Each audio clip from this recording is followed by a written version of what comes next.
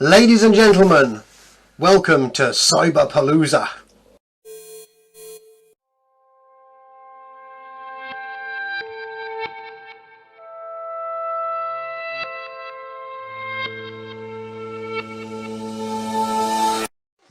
Hi folks, Carl James here from Electric Media Madness, and today I have a special guest with me, sci-fi aficionado Daniel Ryan.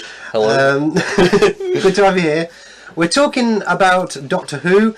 We watched, it's a bit of an interesting one for you actually, because you kind of tuned out Doctor Who end of last season. Yeah, so, I couldn't take it anymore.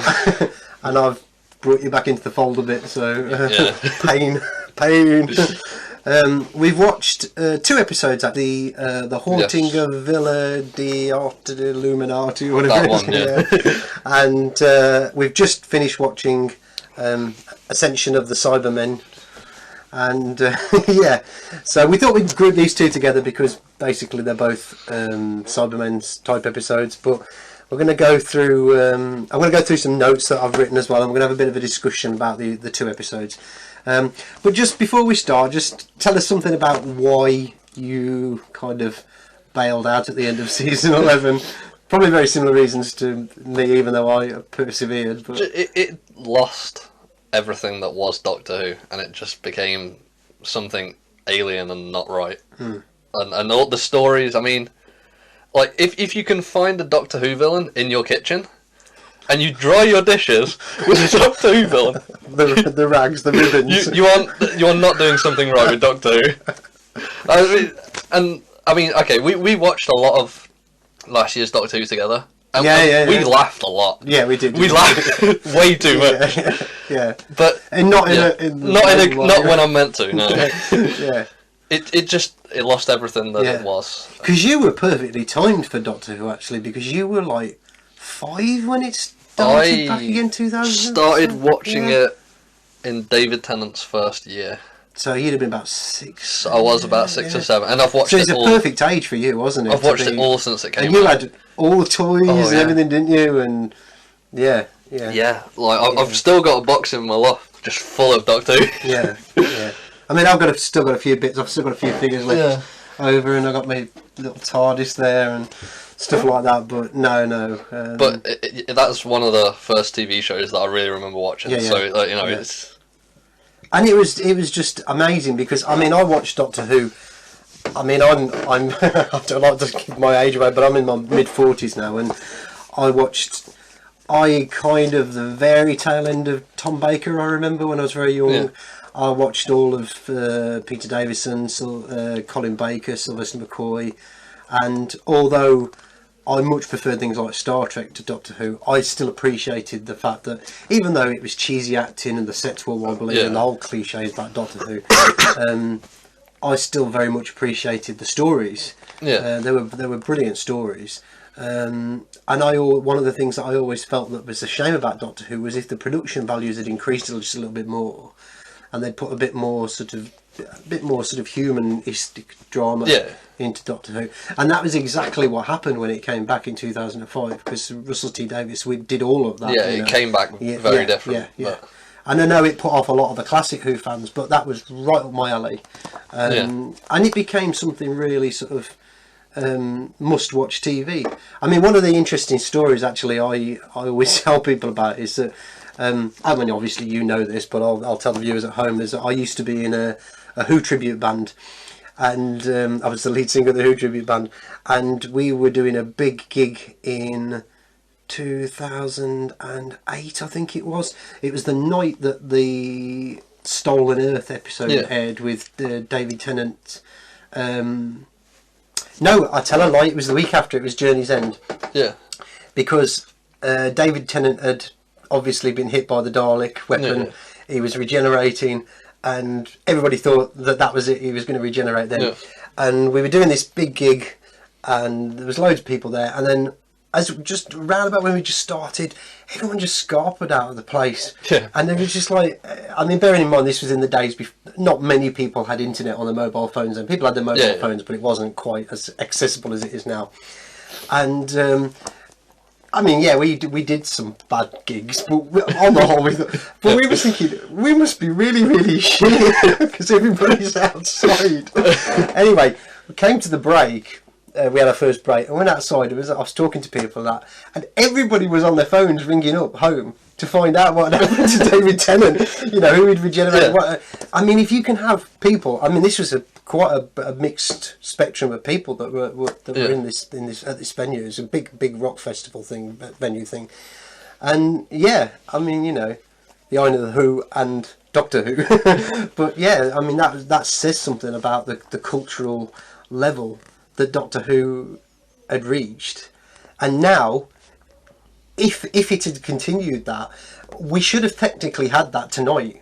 Because this would have been this point now in the mid of that two-parter at the end of the season, where everybody's. I mean, we were talking about it tonight, but not in the same way. We were like, oh my god, what's going to happen? It was just like, all right, yeah, and that really says something, and people can speculate about the reasons why that might be. You know, I think a lot of it's to do with the strategies and the policies that the BBC have got now. Some of it, a big part of it, is Chris Chibnall's writing and the other writers on the show as well. And I will say that I do very much think a part of it is Jodie Whittaker as well. And not because she's a woman, because I really quite, as I said in my previous review for Fugitive of the Jadoon, I really quite liked Joe, I can't remember her surname now. Is it Martin? Joe Martin. Yeah, Dr. Ruth. Anyway, the actress that played her. I think she did quite a good job of it, and I've never really had an issue with a woman coming in. I loved the remake of Battlestar Galactica where they redid Starbuck. It's one of the best TV shows. Yeah, so, I mean that proves that if you got the right writing, you got the good writing, good actress, it's not an issue. But if you swamp it with agenda and politics and all that kind of thing, combined with bad writing and lacklustre acting, it's not going to work. And I think that's the problem. People throw all these ists and isms, phobias, terms around, and that might be the case for a very small number of people. But for a lot of us fans, it's because we kind of look at it now and we think, where has it all gone wrong? You know, how is this? How is it like that? Like that story we were just talking about. Those things. Yeah. How is it that it was like that, and then it's come to this? I think that has gone down a bit downhill over time after David Tennant. I'd say. Yeah. Because it seemed like it was aimed, like David Tennant was aimed for everyone. You could, obviously I can only speak for myself. No, I'm me, completely agree with you, my sister, both my parents, every weekend. And we all did, yeah. And every weekend without fail. And then it changed. Like Matt Smith, it was a bit more kind of kiddie friendly.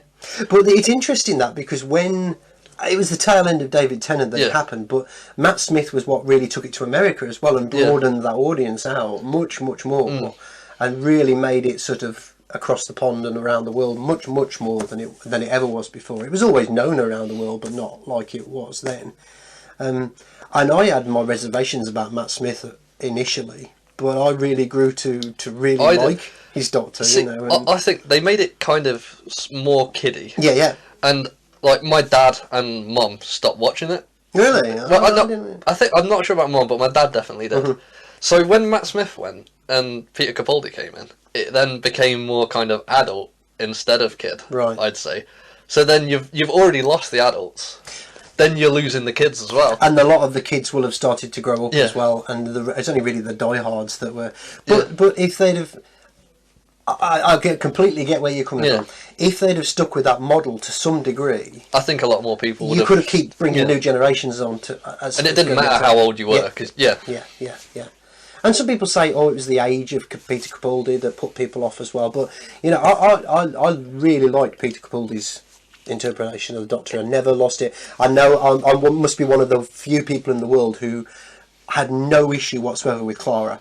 I mean, it makes me laugh because I can see where people are coming from. I hear a load of hate for Clara, and I never had an issue with her at all. Never. I liked her as well. I was surprised when you told me people didn't, to be honest. I really liked her.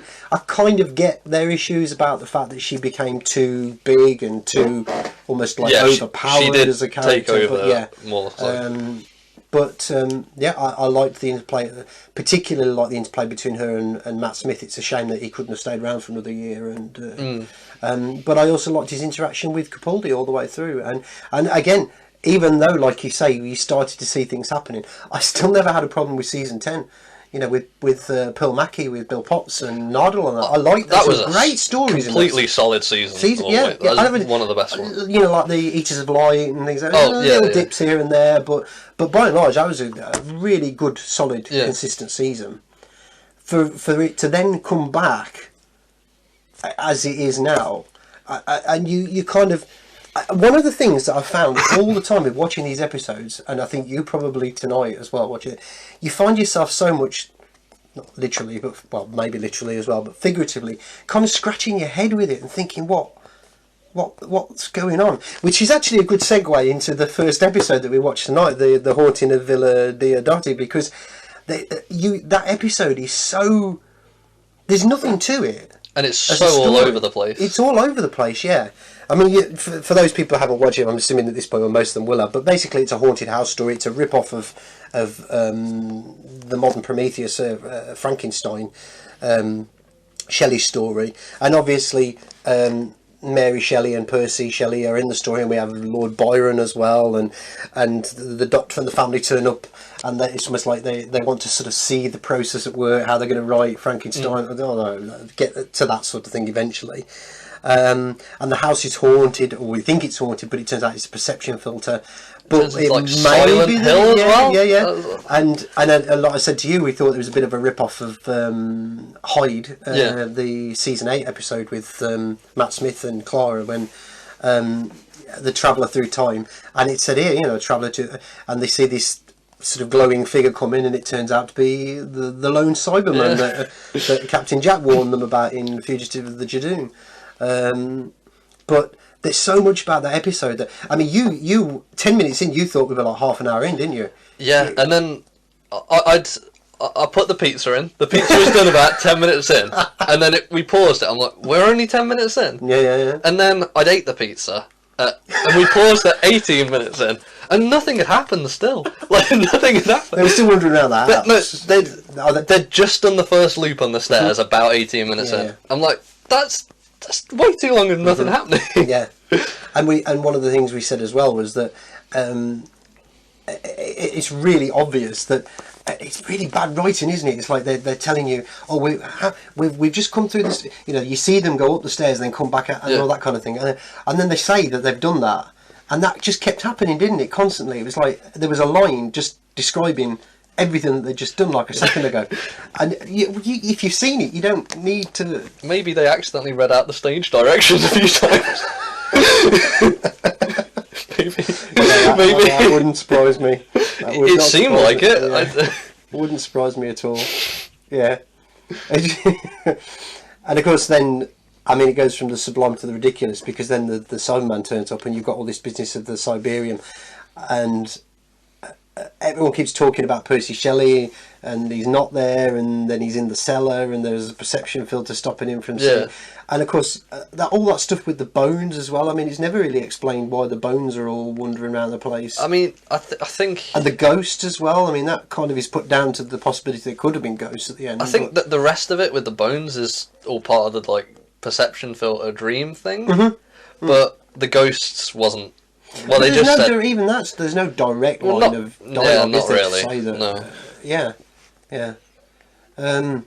Anyway, just going through my notes as well. I mean, that I always have to get these things out of the way as well. But the identity politics of the BBC. I've said this in every episode so far. Graham, they're just making him like a buffoon all the time, constantly. He says, I'm going round in circles here, you know, like proper buffoonery. And then you have that business about the what is it? And the lines about the colonies as well, or they're from the colonies. I mean, it's almost like, you know, to Ryan and all that, you know, they're not from the colonies, you know. I mean, real man bashing. You have Dr. Polyadora, or Polywizadora, or whatever it is, challenging Ryan to a duel, and that all the masculine sort of testosterone type, heavy-handed sort of thing that they got, and then of course you've got like Byron flirting with the Doctor and all that, and the Doctor's really sneering at him, isn't he? Really like down his nose. And I mean, I know Byron was a bit of a, you know, he wasn't the nicest gentleman. No. But still, I mean, really. And then there's that line about, I preferred.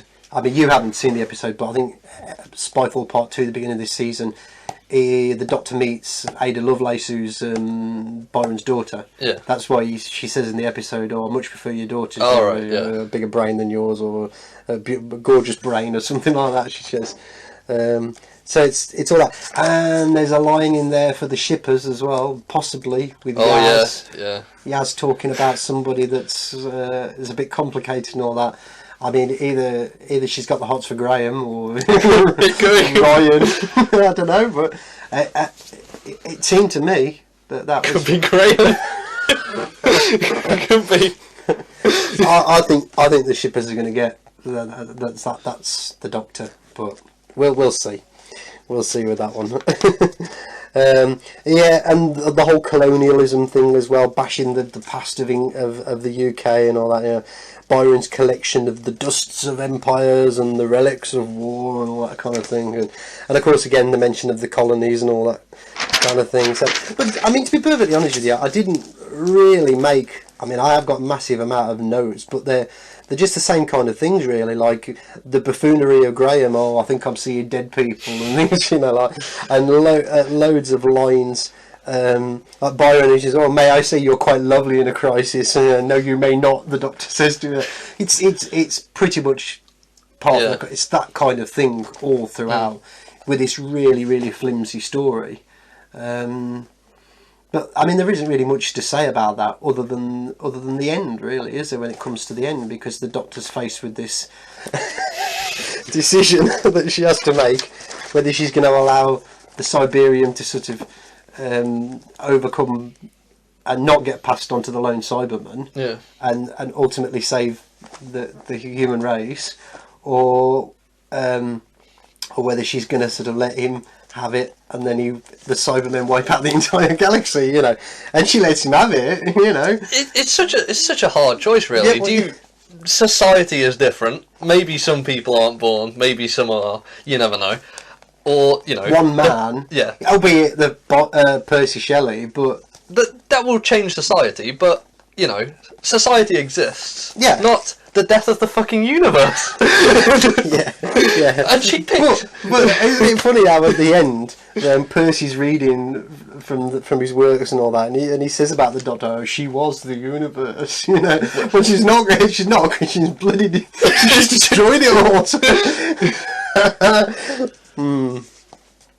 Yeah, and it's that and we joked as well about the line, the hero from Heroes, you know, save the cheerleader, save the world, save the poet, save the universe. Yeah, but it's a mess. It really is, isn't it? I mean, it's a flimsy story. I think I have one thing that I kind of liked about the episode. About that episode, yeah, and that is the design of the lone Cyberman. It's unique. It's different. It's different, and I'm like, okay, they're going for something different here, and I appreciate that. Yeah, something different from anything we've seen before with this. But again, I mean, there's been so many variations of the Cybermen over the last 50 odd years. So I mean, obviously, I haven't seen every Doctor Who episode, but I've seen quite a lot, and I haven't seen anything like with the mask off or like that, and with the. No, I think the closest where you'd see the flesh underneath was, I think, some of the Patrick Troughton. Was it William Hart or Patrick Troughton? I can't remember. It got like a dome where you could see the brain inside and all that kind of thing. Yeah. And some of the latter Cybermen had got like a.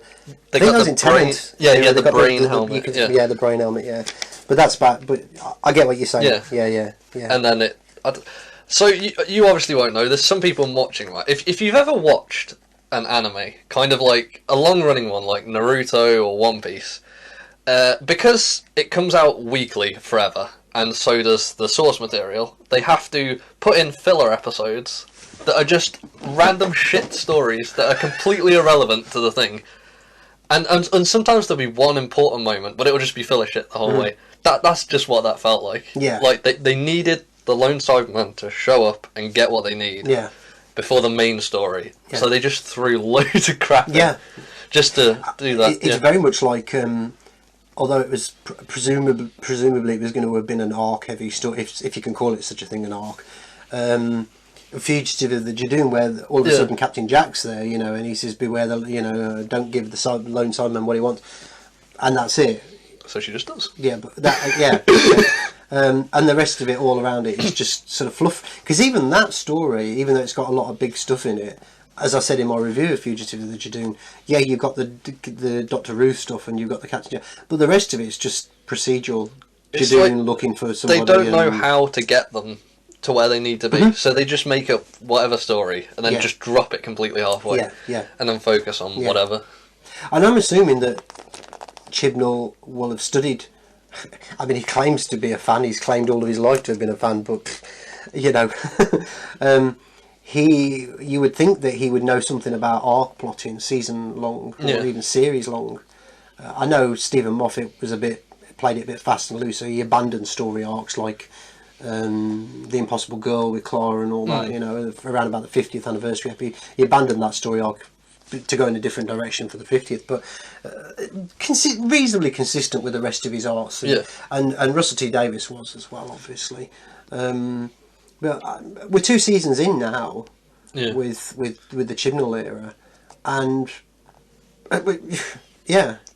See, you could get away with not having an arc across the season, but the weekly episodes have to be like good and interesting. I mean, I haven't seen them. I've only seen the Jadoon and these two we're talking about now. But even looking at last season, like the standalone episodes. Well, that was all good. Standalone. It was the only vague arc to that was the first Tim Shaw, the Tooth Monster. First and last episode, and a vague reference to the Timeless Child with the but you need to have good standalone. I mean, look at a show like Supernatural. If all of the episodes were shit, it'd have been cancelled.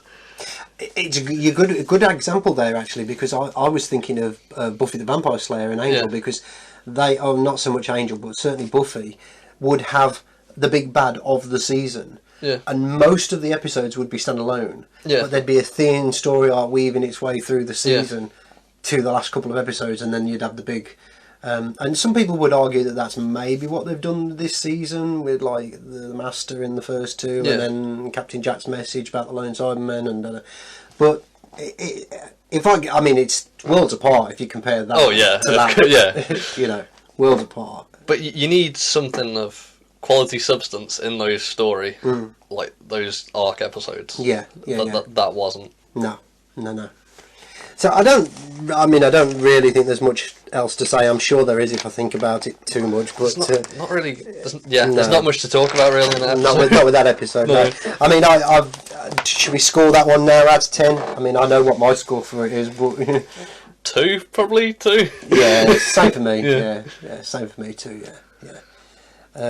I mean, that 2 really is only elements of the Cyberman thing.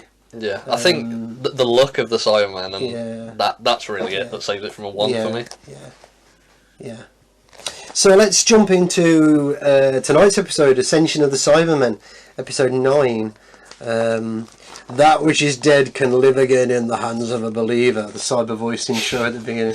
I kept thinking of the propaganda that comes out of the BBC. If we keep saying something enough, people will believe it.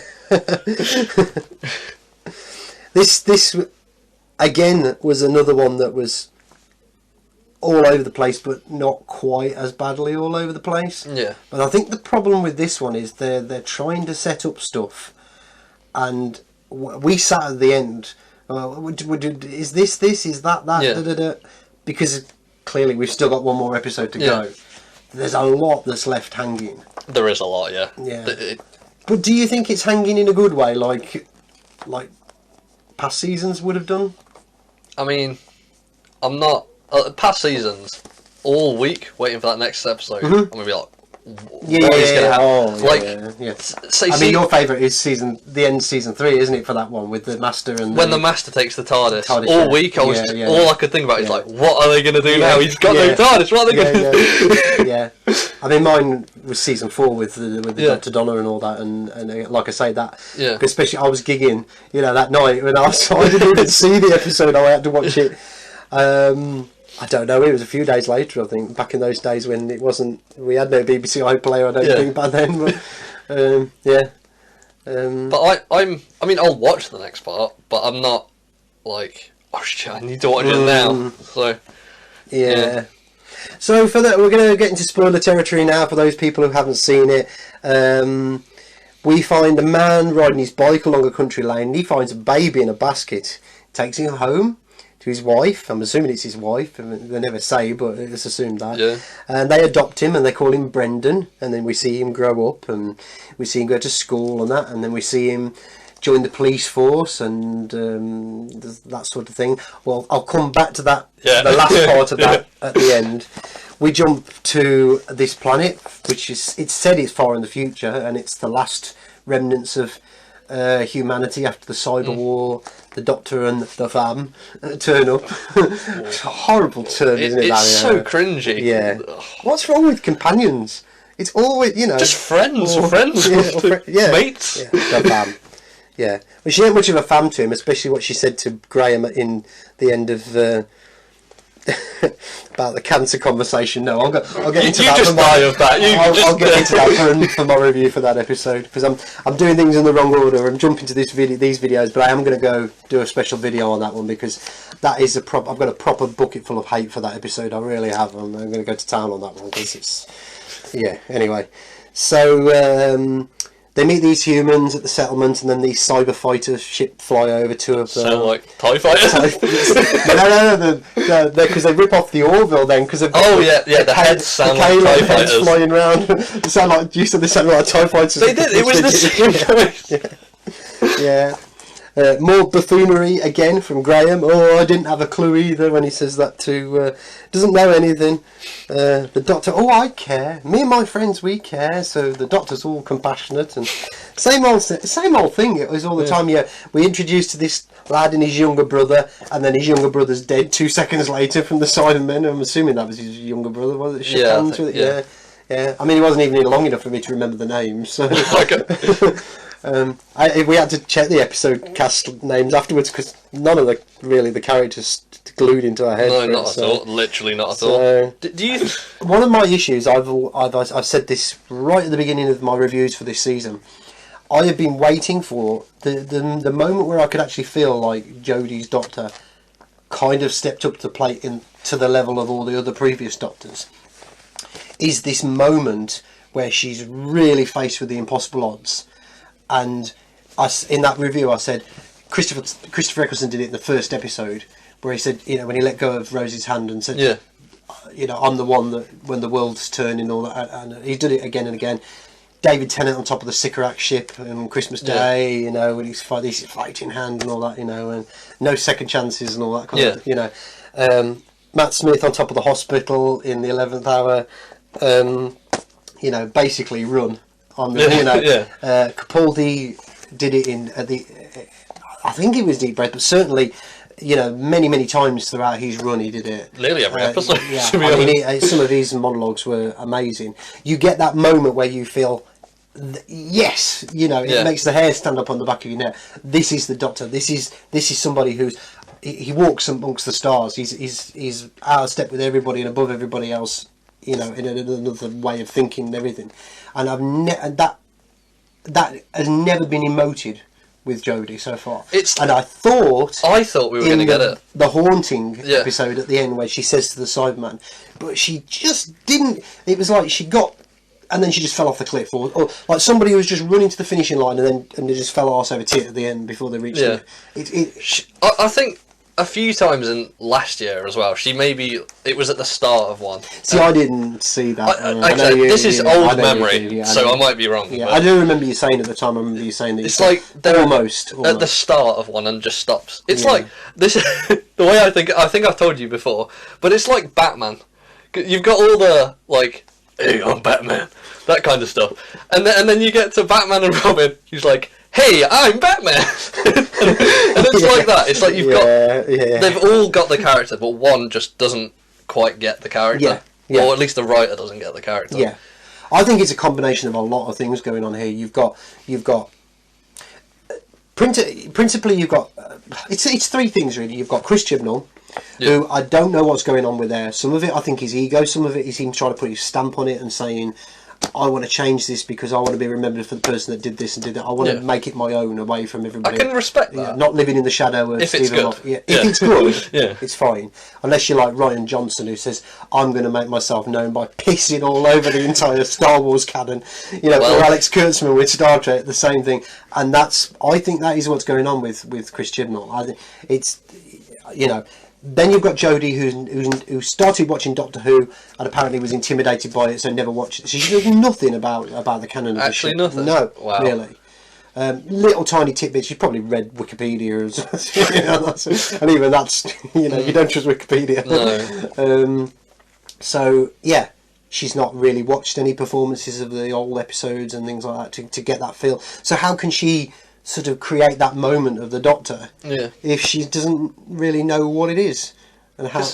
I mean, they kind of get a bit of I know to choose their Doctor, but I wouldn't want to watch it 50 years if they were all exactly the same. I like the different, but there's moments when they face these really big things. Usually when they face the Cybermen or the Daleks or the Master or something like that. I thought it was going to happen in the beginning of this season when she faced the Master again. I know you haven't seen that two-parter, but which is quite amusing actually because when the Master stepped through we're jumping ahead here, but the Master stepped through this portal at the end of the episode. Who's Jack? Look, just the hair. Yeah, who's that? But I was like, who's that? Yeah, I should have. I did actually have to say to you, "Oh, that's the Master, by the way." I'm glad you did because I didn't know who it was. Yeah, that was funny. That. Yeah. What I was going to say before, anyway. Yeah. They have their own interpretations of it, but they base it off the previous one. Yeah. I'd say. Yeah. So they kind of, or at least the one before, or they don't just go out on their own. But it's like she's just doing her own thing. Yeah. I think there's touches of Matt Smith and David Tennant there occasionally. Like putting the stupid hats on. I mean, she did that in the Haunting of Villa. She put that weird helmet thing on, didn't she? And I think she put a fez on in Kablam and she did, things like that. It's just odd little things here and there. You kind of get the little tiny touches of, but I wonder how much of that is more a directive from the BBC, because even though that's the third problem, by the way, that's with is the agenda beyond the bit. That is a very, very complex issue actually. It is something that I'm going to get into in another video. I have recently gathered together even more evidence of what is going on. It's a very, very complex issue. I don't want to get into it here. But those people who do not accept this idea that there is an agenda, it's not about diversity. It's about fearmongering. It's about being able to blame people for things and people who question things without, you can attach a label and say that they're extreme in their thinking, all that kind of thing. And it's a social engineering mandate. It runs right through the media, but in our country, the BBC are the mouthpiece of it, very, very much so.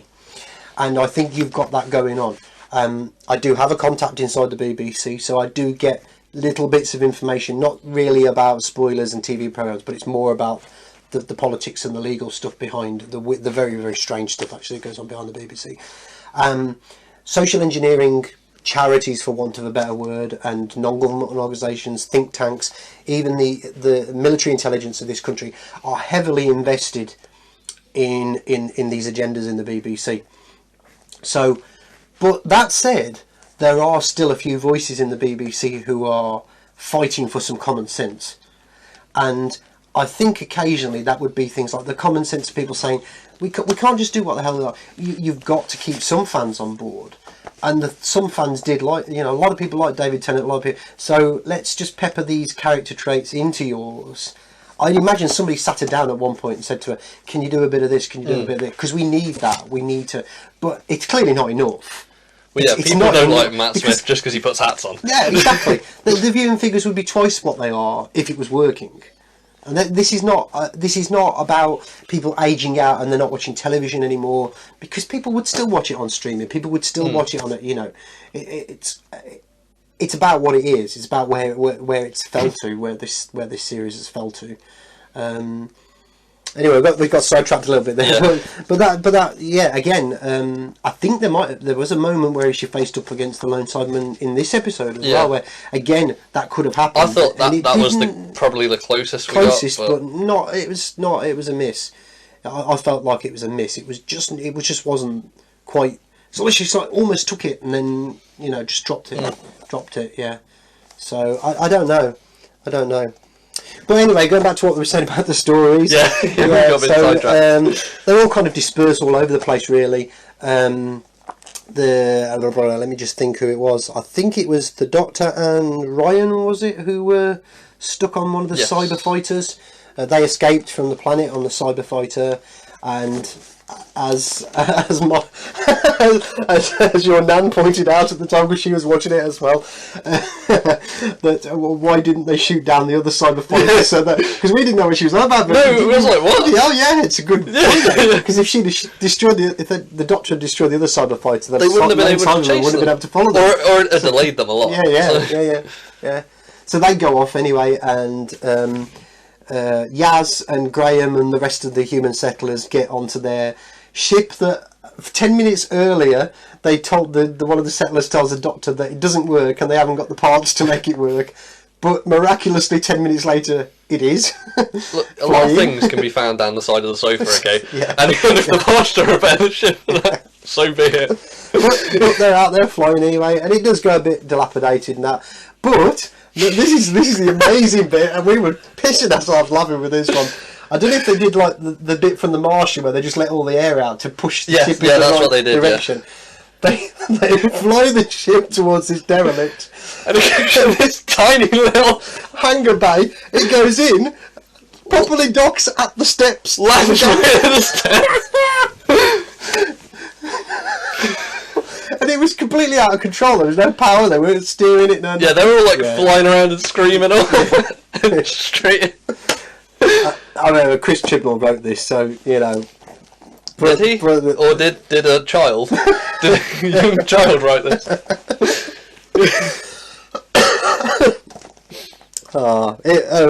Again, it was what we were saying about season 11, wasn't it? But it hasn't been.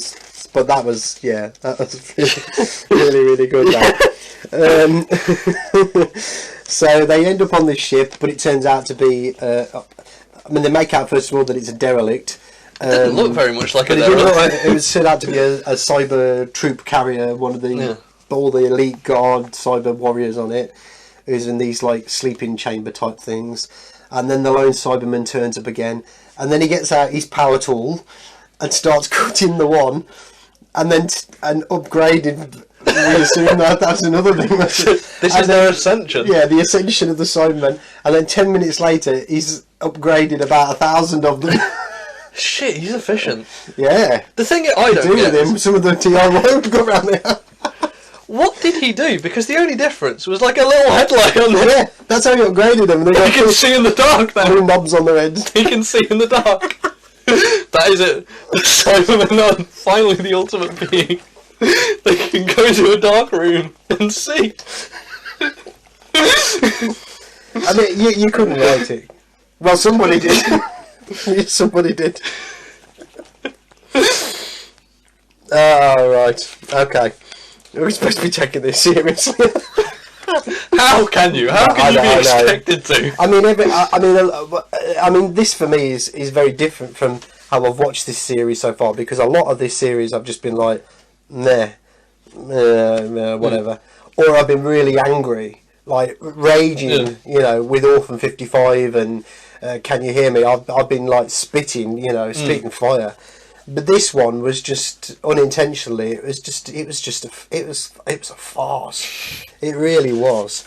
It really was. Maybe they got the writer for Samurai Cop to do it or something like that.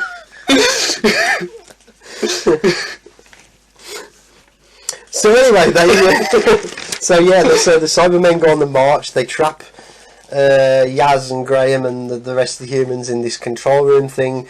A wooden door seemed to stop the Cyberman, the lone Cyberman in the previous episode, but this time a metal door, massive metal door. What is that wood? Yeah, what is that wood? I would like to make things out of that wood. What is that wood? In an 1816 villa or whatever it was. Yeah. But that big metal door, you can do that. So anyway, the doctor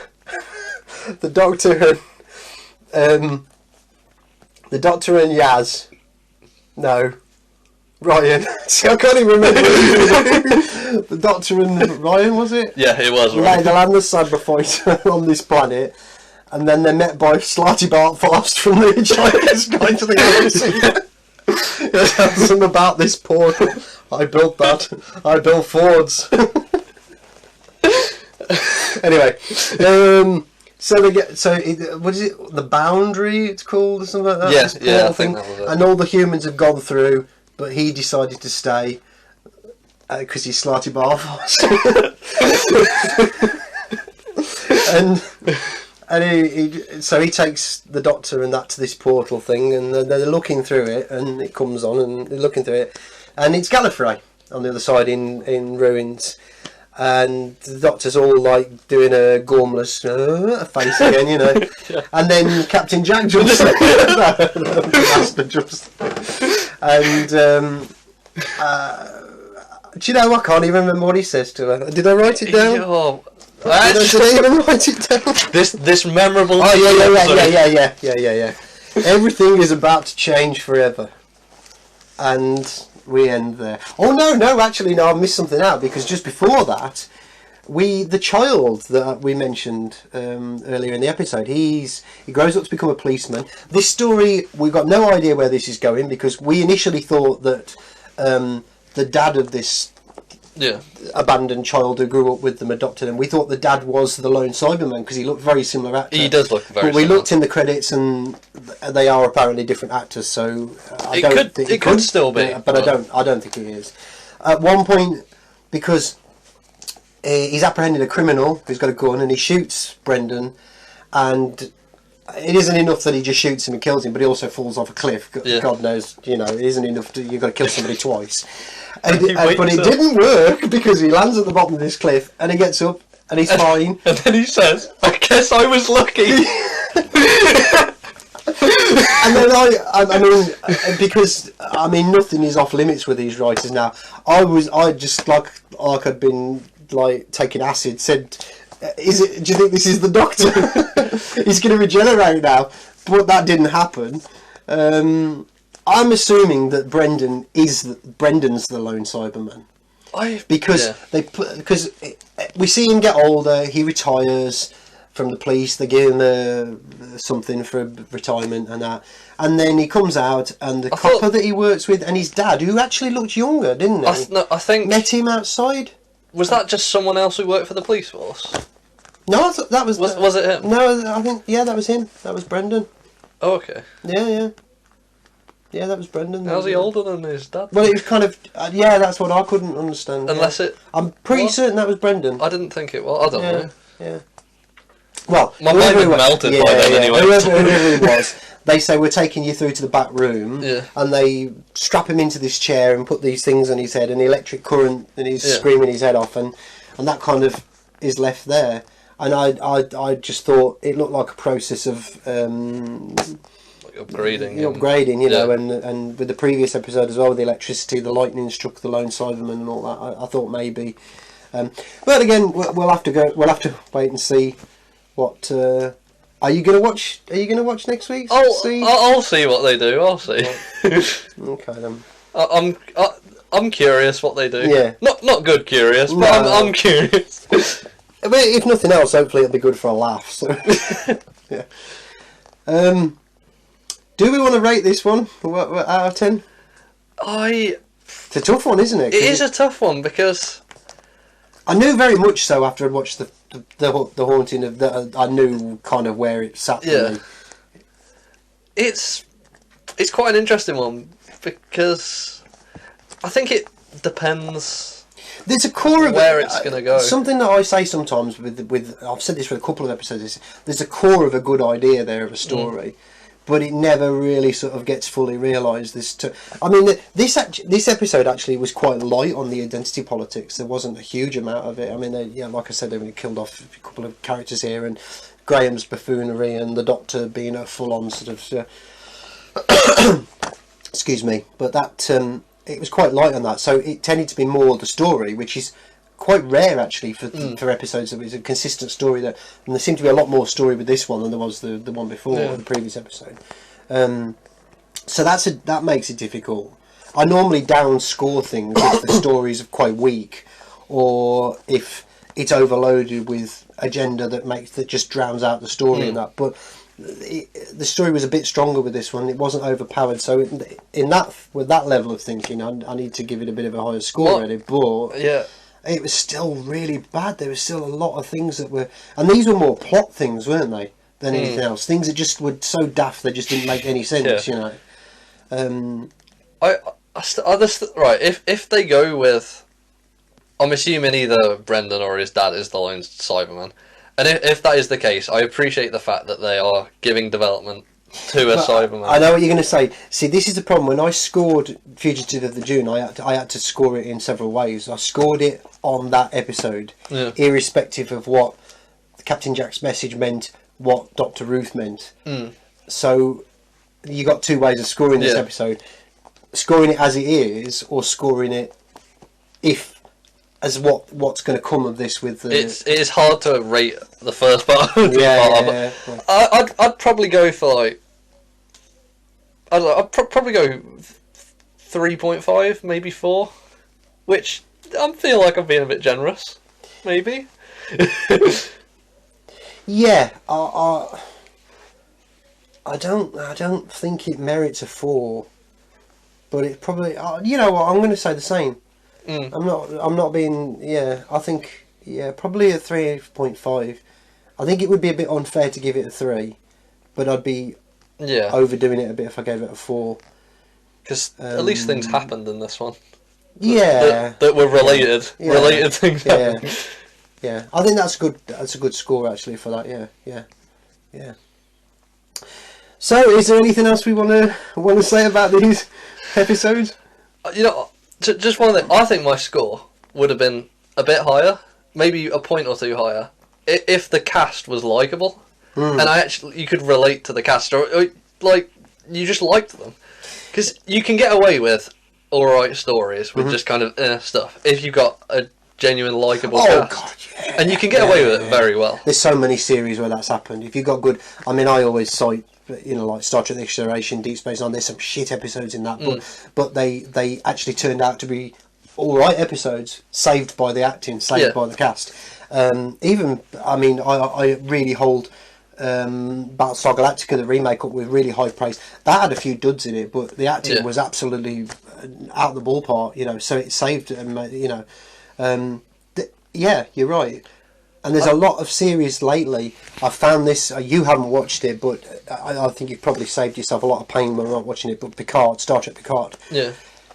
One of the fundamental problems with this series is it's going down the route now of Star Trek Discovery, where aimless, meandering stories that don't make any sense. They're just wandering all over the place. With really, really unengaging characters. Yeah. You know, with. You just don't seem to. There's nothing that stands out, is there, with them? They're not.